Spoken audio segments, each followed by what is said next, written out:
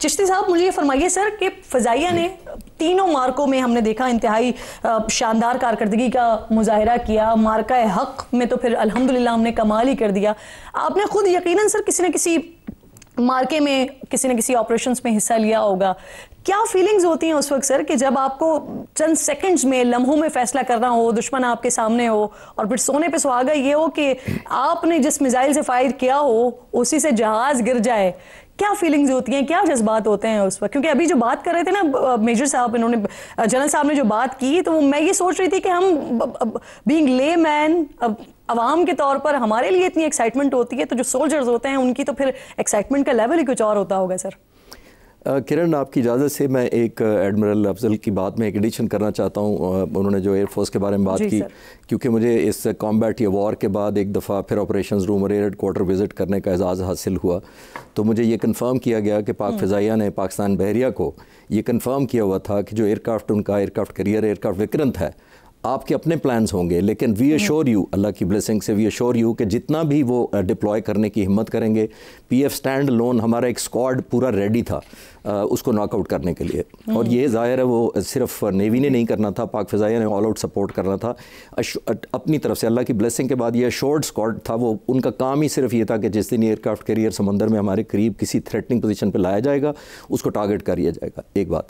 दूसरी जो आपने पूछी कि जज्बा कैसा होता है, देखिए एज ए नौजवान अफसर बहुत सारे कॉम्बैट वॉर में तो नहीं, बट ऐसी इंगेजमेंट्स कई ज़िंदगी में आती हैं। फॉर एग्जांपल मैं आपको दो वाक़यात बता सकता हूँ कि एक वो था जब पाकिस्तान का न्यूक्लियर प्लांट कहूटा में जब डेवलप हो रहा था, बहुत दफ़ा हुआ, थ्रेट हुई, हमें चैलेंज किया गया। ऑब्वियसली हमने चैलेंज किया हवा में जाकर, वो बाज़ दफ़ा फेक होती थी, बाज़ दफ़ा कोई अटैम्प्ट होती थी।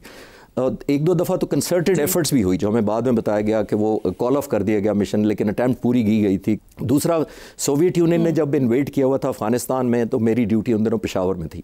पेशावर पहला स्क्वाड, पहला यानी फ्रंट बेस था जिसने फेस करना था। तो सोवियत यूनियन के जहाज़ उस वक्त बहुत पेनिट्रेट करके आते थे पाकिस्तान में, अटैम्प्ट करते थे, तो हम जाके चैलेंज करते थे।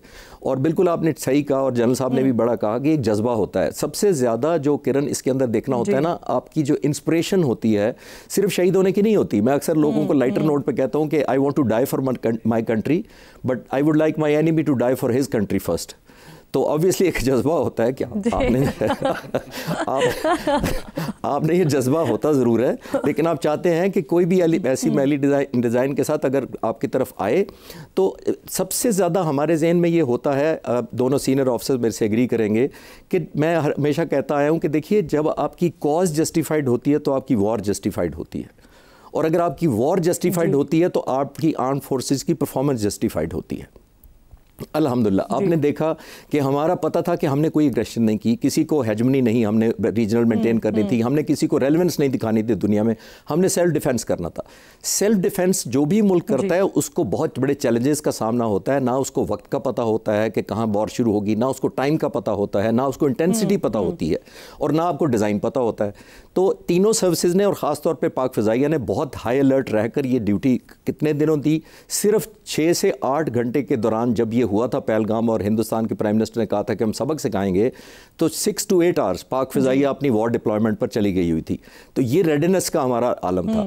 और उसके बाद जो आपने देखा, रेस्ट इज़ हिस्ट्री। और उसके मोस्ट इंपॉर्टेंट बात जो आपने कहा ना कि लोग, जब आपकी कॉज जस्टिफाइड होती है, जिसका मैं जिक्र कर रहा था, तो वॉर जस्टिफाइड भी हुई, और अल्हम्दुलिल्लाह परफॉर्मेंस भी आपने देखा लोगों की और हमारे आर्म फोर्सेज की, fully backed by the people of Pakistan. मैं पाकिस्तान के लोगों को इधर ट्रिब्यूट और सलाम पेश करना चाहूँगा जिन्होंने आर्म फोर्सेज को ऑल आउट सपोर्ट किया और जंग को ऐसा लिया कि जैसे कोई प्रेशर वाली बात है ही नहीं। ये बहुत बड़े कमाल की बात है। दुनिया में कम ही कौमें ऐसी होती हैं जो इस तरह बहादुरी दिखाती हैं। बिल्कुल आप दुरुस्त कह रहे हैं। और क्या हिकमत अमली में पाकिस्तान की और भारत की, इस पर बात करेंगे। मेरे तीनों मौजूद मेहमान साथ ही मौजूद हैं। एक छोटा सा ब्रेक लीजिए, ब्रेक के बाद वापस आते हैं। यौम दिफा मुबारक।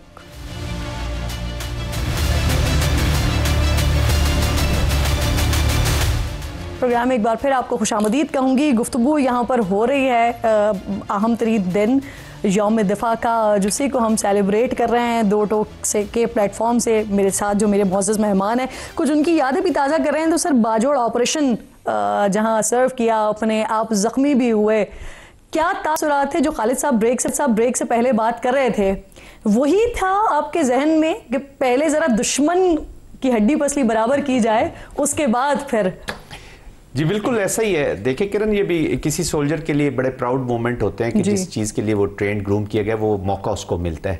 और Pakistan is not an ordinary country के इसके soldiers they have to perform like the stature of the state. तो पाकिस्तान का स्टेचर भी हमसे यही तवक्को रखता है कि हम उसी तरीके से परफॉर्म करें। It was a great experience. Of course उससे पहले मैंने कश्मीर की भी एक डिप्लॉयमेंट सामने देखी, वो ज़रा इंडिया के खिलाफ था वो थोड़ा सा, लेकिन ये भी इंडिया के वही लोग हैं जो फितना अल खवारिज की शक्ल में और फितना अल हिंदुस्तान की शक्ल में, क्योंकि अब उनके वो असल जंग तो कन्वेंशनल जंग तो हिरा नहीं सका ना पास्ट में, ना कोई 71 के अपने डायनामिक्स थे और यही प्रॉक्सी अभी वो यूज़ कर रहा है इन्हीं में। तो उन्हीं के ये लोग थे। It was 2007। एक जज्बा था। I was a lieutenant colonel, मैं अपनी यूनिट 63 फ्रंटियर फोर्स कमांड कर रहा था। तो बाजोड़ वाज ऑलमोस्ट किरण एक ऐसे जैसे अफगान एजेंसी थी जी, तो rate of the state was not that effective. तो वहाँ पे हमें एक लिंक अप ऑपरेशन करना था। हमारे कुछ लोग इनसर्कल हुए थे एफसी के फ्रंटियर कोर के, तो उनके साथ लिंक अप करना था मेरी यूनिट ने। तो वो कंपाउंड टू कंपाउंड बैटल्स हो रही थी। कंपाउंड आई मीन एक कंपाउंड में वो फितना अल खवारिज के लोग थे उस वक्त, यहाँ पे अलकायदा के भी काफ़ी लोग थे, फॉरेन फाइटर्स थे, तो नॉन स्टेट एक्टर्स, तो काफ़ी एक वो रश था एनिमीज़ का। तो वो हम जब वो क्लियर कर रहे थे तो वहाँ पे एक हमारा बड़ा स्टिफ रेजिस्टेंस थी, क्योंकि वो लास्ट एजेंसी थी जिसको हम क्लियर कर रहे थे और फिर अफगानिस्तान से उनके लिंकेज और बहुत सारी चीज़ें थी।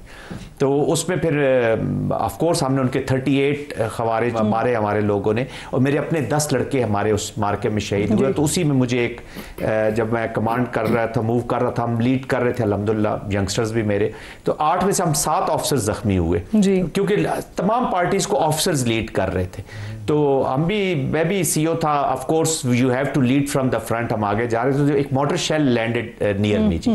वो जब गिरा तो उससे जब मैं स्प्लिंटर से जख्मी हुआ तो दैट प्लेस वाज रेडेड। तो उसमें फिर मुझे 6 गोलियां जो है वो राइट लेग में, टांग में, 4 पाँव में, एक नी के पीछे और एक थाई में लगी। तो उससे मैं आई वाज सेवियरली इंजर्ड और फिर मेरी एम्पुटेशन हुई राइट लेग की। बट अल्लाह का शुक्र, अल्लाह ने एक मौका दिया। तो वो जो मैं पहले बात की जो बड़ा प्राउड में जी तो I was lieutenant colonel, then I continued serving और आज बैठे आपके सामने। अल्लाह बिल्कुल ऐसे। सर एक आखिरी सवाल मैं आप तीनों मौजूद मेहमानों से करना चाहूंगी। खालिद साहब पहले जरा आप इस पर रिस्पॉन्ड कीजिए। हमारा एक दुश्मन भारत, जिसके लिए जैसे जाहिद साहब कह रहे थे कि हमने हर वक्त हम तैयारी में रहते हैं ना, लेकिन एक और दुश्मन भी है इसराइल। तो सर क्या उसके हवाले से हम हैं तैयारी में, क्योंकि वो हमसे कई गुना जो है वो दूरी पर है, फासले पर बैठा हुआ है, तो उसके लिए तैयारी है हमारी? देखिए किरण, तैयारी किसी भी दुश्मन को आपने जब डिटर करना होता है ना, तो आपने उस पर एक प्रोहिबिटिव प्राइस इम्पोज करनी होती है वॉर की, और उसको ये बावर कराना होता है कि अगर मुझ पर हमला करने की जसारत करोगे तो तुम्हें कीमत देनी पड़ेगी। हिंदुस्तान ने हम पर हमला किया, अपने मिलिट्री ऑब्जेक्टिव ड्रॉ किए, आपके सामने है कौन से कामयाब हुए, क्योंकि इतनी ज़्यादा मुसल्लह अफवाज ने बैक्ड बाई पाकिस्तानी कौम और ख़ास तौर पर पाक फ़िज़ाइया ने इतनी ज़्यादा कीमत इम्पोज की 7 तारीख की रात को भी और 10 तारीख को भी। जितनी टनेज फेंकी गई वो 65 की 17 दिनों की जंग से ज़्यादा थी। उन 5 घंटों के अंदर जितनी टन हिंदुस्तान पर फेंकी गई थी, ये थी प्रोहिबिटिव प्राइस, जिसकी वजह से हिंदुस्तान ने रियलाइज़ किया कि जंग नहीं कंटिन्यू हो सकती। अब coming back to your question के इसराइल के खिलाफ, इसराइल को ये मालूम है और आज का नहीं है, मैं 30-40 साल पुरानी बातें कर रहा हूँ कि जब हम न्यूक्लियर प्लांट अब डिफेंड किया करते थे तो रिजॉल्व हमें क्लियर था। पाक फ़िज़ाई ने उस वक्त भी क्लियर किया था कि अगर हमारे न्यूक्लियर प्लांट पर हमला हुआ तो हम चाहे वन वे टिकट हो, हमारे पायलट्स भी जाकर यही करेंगे, रेसिप्रोकेट करेंगे। और इसराइल आज तक जो मैली आंख से उठा नहीं सका आंख, वो सबसे बड़ी वजह यही है कि उनको एक प्राइस टैग पता है। बाकी मुल्कों में आप देखें उन्होंने क्या नहीं किया, मिडल ईस्ट अपने नेबरिंग कंट्रीज़ में क्या नहीं किया, गाज़ा में क्या नहीं हो, क्योंकि प्रोहिबिटिव प्राइस नहीं है। उस वक्त हमारे पास इंटेलिजेंस थी सर, खतरा था हमारे पास कि इसराइल ऐसा कुछ कर सकता है? जी अटेम्प्ट्स भी हुई थी, ऑन रिकॉर्ड है वो, उससे ज़्यादा शायद मैं डाटा ना बता सकूं कि अटेम्प्ट्स भी हुई थी, हम हवा में भी थे और जाहिर है हमें बताया गया था बाद में, क्योंकि हम नौजवान अफसर थे, हमें सीनियर लेवल की तो इन्फॉर्मेशन नहीं थी, बट हम क्योंकि टेक ऑफ किया था हमने इमरजेंसी में, पूरा पाकिस्तान हमने कवर किया था कि कोई भी इधर से आएगा समंदर की तरफ से लेकर नॉर्थ तक हम इंटरसेप्ट करेंगे और पहुँचने नहीं देंगे न्यूक्लियर प्लांट तक। और उसके बाद ये हमें बताया गया था, हमने सीनियर से पूछा था कि क्या हुआ, हम वापस लैंड कर गए, तो हमें बताया गया था कि उन्होंने मिशन अपना कॉल ऑफ कर दिया था पीएफ की रेडीनेस को देखकर। तो जैसे मैंने कहा कि प्राइस टैग एक साथ जब अटैच करते हैं तो फिर आपका दुश्मन हिम्मत नहीं करता, जो कमजोरियत होती है वो सबसे ज्यादा खुद जारियत खुद इनवाइट करती है।